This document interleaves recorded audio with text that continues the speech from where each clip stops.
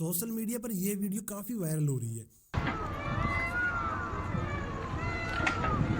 इस मोर की आवाज में दर्द नहीं सवाल है। जब उसका घर छीना जा रहा है, जब उसकी दुनिया उजाड़ी जा रही है, तो क्या हम सिर्फ तमाशा देखने वाले बने रहेंगे? यह मोर रो रहा है, पर क्या हम सुन रहे हैं? क्योंकि अगर आज हम चुप रहे तो कल शायद यह आवाज हमेशा के लिए खामोश हो जाए। सिर्फ मोर ही नहीं, बहुत सारे जानवर इसी दर्द में, जिन्हें बचाने के लिए प्रोटेस्ट चल रहा है। तो चलिए जानते हैं हैदराबाद में चल रहे इस प्रोटेस्ट के बारे में। HCU यानी यूनिवर्सिटी ऑफ हैदराबाद 1974 में स्टैब्लिश हुई थी और यह 2300 एकड़ के बड़े कैंपस में फैली हुई है गचिबावली हैदराबाद में। इस कैंपस का बड़ा हिस्सा है यह फॉरेस्ट, जो बायोडाइवर्सिटी का ट्रेजर है। यहाँ 734 टाइप के प्लांट्स, 220 स्पीसीज के बर्ड्स, हिरन, पिकॉक, पाइथन जैसे एनिमल्स रहते हैं। 2 lakes, peacock lake and buffalo lake, और आइकॉनिक रॉक फॉर्मेशन जैसे मशरूम रॉक भी यहाँ की शान है। लेकिन यह सिर्फ एक जंगल नहीं है, ये एक लिविंग लैब है। यहाँ स्टूडेंट्स और प्रोफेसर ने सालों तक रिसर्च की है। लेकिन दोस्तों, इस फॉरेस्ट का इतिहास इतना सिंपल नहीं है। जब से HCU बना तब से ही इसकी जमीन पर सबकी नजर थी। ओवर द ईयर्स इस कैंपस के कुछ पार्ट्स को अलग अलग प्रोजेक्ट्स के लिए छीन लिया गया। कभी स्टेडियम, कभी पावर स्टेशन, कभी शूटिंग रेंज, और अब 2025 में बात 400 एकड़ के इस फॉरेस्ट पैच तक पहुंच गई है,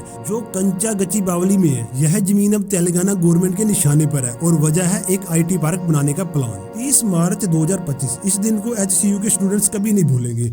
बुलडोजर्स अचानक इस फॉरेस्ट में घुस आए, पेड़ काटने लगे और जमीन को लेवल करना शुरू किया। तेलंगाना गवर्नमेंट का कहना था ये 400 एकड़ उनकी है और इसे ऑक्शन करके 10,000 से 15,000 करोड़ रुपए कमाए जाएंगे। प्लान था IT पार्क्स, अर्बन स्पेसेस और वर्ल्ड क्लास इंफ्रास्ट्रक्चर बनाने का। लेकिन स्टूडेंट्स और इन्वायरमेंटलिस्ट के लिए ये ग्रीन मर्डर था। उनका कहना था ये फॉरेस्ट बायोडाइवर्सिटी हॉटस्पॉट है और इसे छेड़ना मतलब हैदराबाद के लंग्स को खत्म करना। तो प्रोटेस्ट शुरू हुआ। स्टूडेंट्स ने क्लास बायोकॉट किया, मशरूम रॉक पे धरना दिया और प्लेस से भिड़ गए। 50 से ज्यादा अर्थ मूवर्स के खिलाफ आवाज उठाई गई। 52 स्टूडेंट्स अरेस्ट हुए। पुलिस ने लाठीचार्ज किया और टेंशन बढ़ गया। यह सिर्फ HCU की लड़ाई नहीं थी, ओपोजिशन पार्टीज जैसे BRS और BJP भी इसमें कूद पड़े। BRS ने कांग्रेस गवर्नमेंट पे हाइपोक्रेसी का इल्जाम लगाया और BJP ने यूनियन एजुकेशन मिनिस्टर से हेल्प मांगी। लेकिन सवाल यह था, क्या कानून इस फॉरेस्ट को बचा पाएगा? अप्रैल 2025 में यह मामला कोर्ट तक पहुंचा। स्टूडेंट्स और NGO वाटा फाउंडेशन ने पब्लिक इंटरेस्ट लिटिगेशन PILS डाल दी। उनका आर्गुमेंट था ये जमीन डीम्ड फॉरेस्ट है। जैसे सुप्रीम कोर्ट ने 1996 के गोदावर्मन केस में कहा था, चाहे रेवेन्यू रिकॉर्ड में फॉरेस्ट ना लिखा हो, लेकिन यहाँ की ecology 455 species of flora fauna endangered animals इसे फॉरेस्ट बनाते हैं। तेलंगाना हाई कोर्ट ने 2 अप्रैल को बुलडोजर रोकने का ऑर्डर दिया और फिर सुप्रीम कोर्ट ने भी पेड़ कटाई पर स्टे लगा दिया। लेकिन गवर्नमेंट का कहना था ये फॉरेस्ट नहीं, कंचा पैराम्बोके यानी ग्राजिंग लैंड है और हम लीगली इसके मालिक हैं। एक तरफ डेवलपमेंट का वादा, 50,000 करोड़ का इन्वेस्टमेंट, 5 लाख जॉब्स, दूसरी तरफ इन्वायरमेंट का दर्द, बायोडाइवर्सिटी का नुकसान, क्लाइमेट चेंज का खतरा। स्टूडेंट्स के प्रोटेस्ट ने एक बड़ा सवाल खड़ा किया है, क्या हम अपने फ्यूचर के लिए अपने प्रेजेंट डिस्ट्रॉय कर रहे हैं? और गवर्नमेंट का प्लान IT पार्क के साथ मशरूम रॉक को पार्क में प्रिजर्व करना, क्या यह कॉम्प्रोमाइज काफी है?